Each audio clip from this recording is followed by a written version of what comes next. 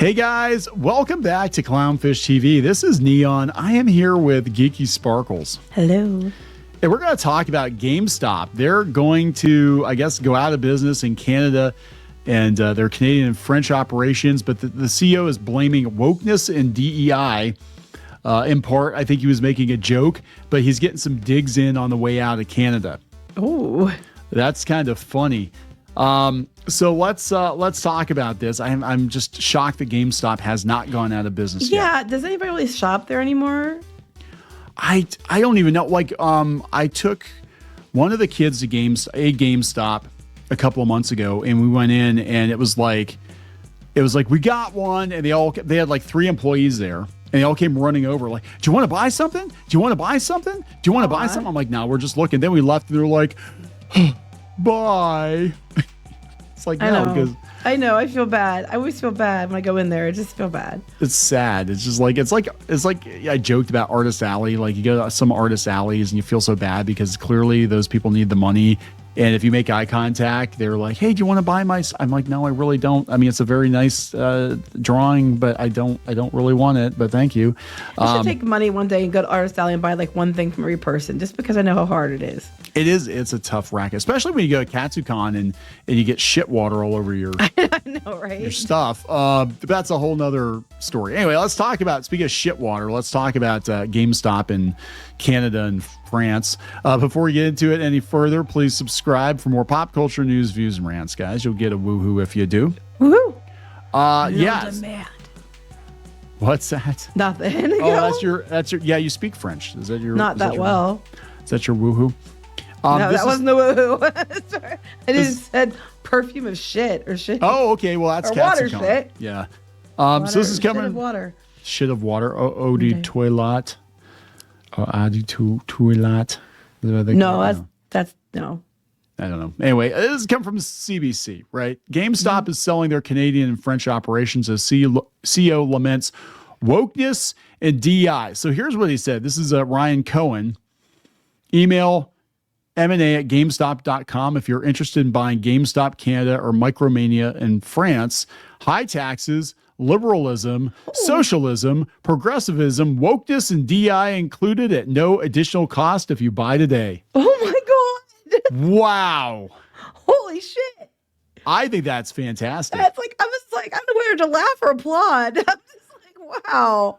And they're all Tell me how you really feel. They're all kind of freaking out here. So yeah. Oh, wow. He didn't mince words. So GameStop is looking to sell its Canadian and French operations as it evaluates its international assets. I didn't even know they had French stores. The video game retailer said in a Tuesday news release. And then they talk about what he said on X. GameStop did not provide further details on the decision, nor did it immediately respond to requests for comment on the sales in Cohen's posts. Here's the thing, though. If you want to sell a business or sell those locations, it's probably not the best thing to do to say those things, because then it's really not going to win your buyers over. No, but I think at this point, this just feels like he does not give a shit. I don't think he gives a shit either. 10 to 1, he's going to be gone here soon anyway. Yeah.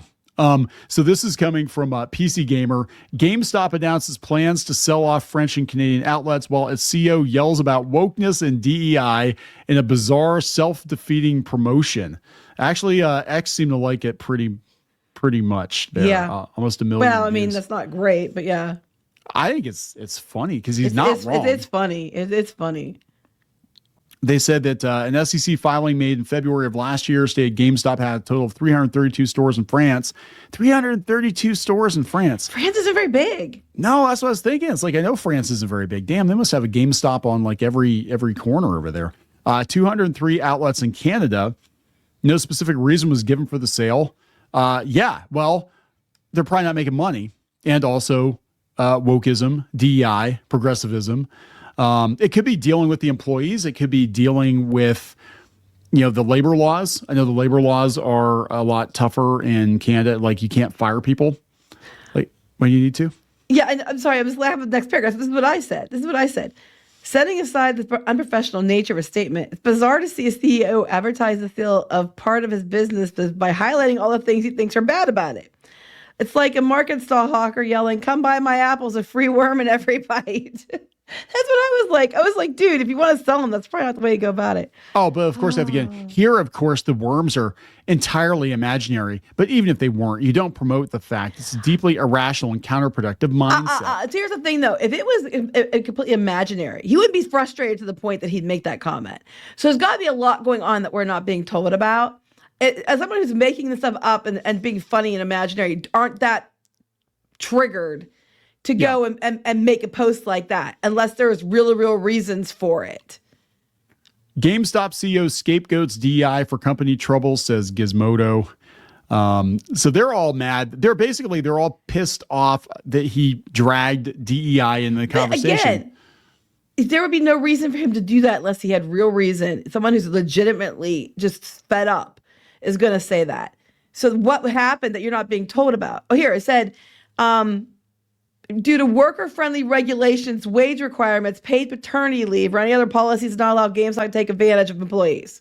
Yeah, that's what he's talking about, the wokeness and stuff. He probably can't make it profitable because in Canada and France, we know what the conditions are like, for workers. I mean, it's great for them, but it's bad if you're a business owner, because if you're trying to turn a profit and everybody gets paid too much, or they get to take off whenever the hell they feel like it, you know what I'm saying? Yeah.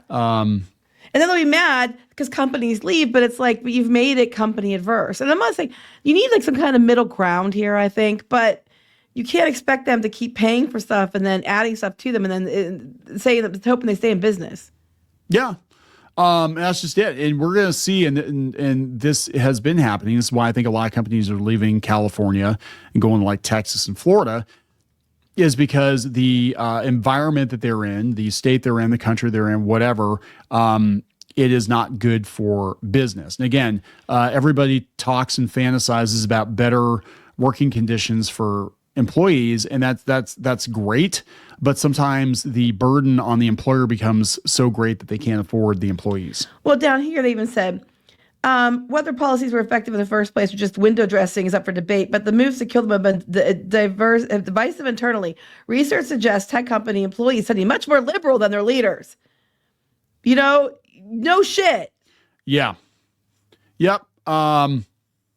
So it said proponents of programs also argue that business outcomes are better when organization is diverse. Bullshit.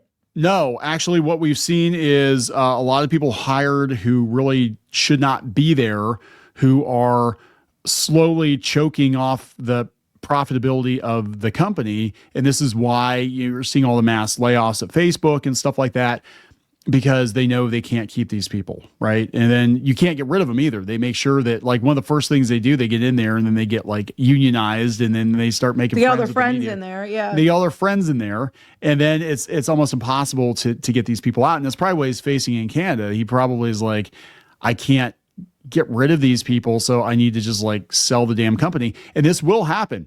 I've told the story a couple of times, but I worked for a company. It was a major national publisher of newspapers and magazines, and they had their own publishing arm, and then they had the printing arm, and they actually printed several, like I think at the time they were still printing TV Guide or something like that, or one of the TV magazines.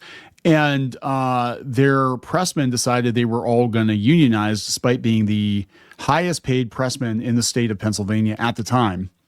They wanted a union so they could get even more. And these presses ran around the clock, 24 hours a day, 7 days a week. And the owner's like, if I pay you what you want, we're not going to make any profit, right? Because they wanted more employees. They wanted 3 times the number of employees, and they all wanted paid twice as much. And he's like, I'm not going to make a profit, and we're going to go out of business. So he sold the company because he's like, I can't deal with it. And then the next guy that came in got rid of them all, basically. Yeah, because it was ridiculous. Yeah. And that's probably what's going on. I mean, if I had to guess, they even brought up Meta. If I had to guess, that's probably what's going on. GameStop nearly died during the pandemic. Yeah, when foot traffic to stores plummeted and more people downloaded or streamed games, individuals stuck at home saw the wealthy investors were betting on the company that would fail. And then they did, we know the stonks. The stonks. Ultimately, GameStop only managed to survive at this point by cutting costs, including significantly reducing its retail footprint. The stores that remain open are full of Funko Pops. Right. And Funko Pops are not doing well. Maybe now And they're generally they're generally not pleasant places to visit. Oh my God. So maybe now that woke is being banned in the US, GameStop's fortunes will turn around. Actually, people would love a legit retro game store that was not woke, that sold like retro, because we did a video the other day talking about how everybody wants retro consoles now, and they were going to do that, but then it turned out that like the retro GameStops were just selling like leftover sports titles from like the mid 2000s. They weren't like actual. Well, no one wants titles. those. Nobody wants it. But that's ridiculous. Yeah, it's like gotta be totally not the fact that GameStop was a Radio Shack of games ever since digital distribution. Man, DEI is the worst. It broke into my house, made me late on doing my chores this week, and why I haven't been doing exercise. Yeah, so I mean, I think it's just coming from a place of frustration. That's what I think too. You're not going to go post that unless you have like you're really, really at your limit, and there had to been reasons for it. Like, there's got to be reasons that drove him to post that. Yeah. I just think it's funny. He doesn't give a shit. He's just like, whatever. It's hilarious. Whatever. So we're gonna wrap this one up. Yep. Please subscribe for more pop culture news, views, and rants. We'll talk later. Bye.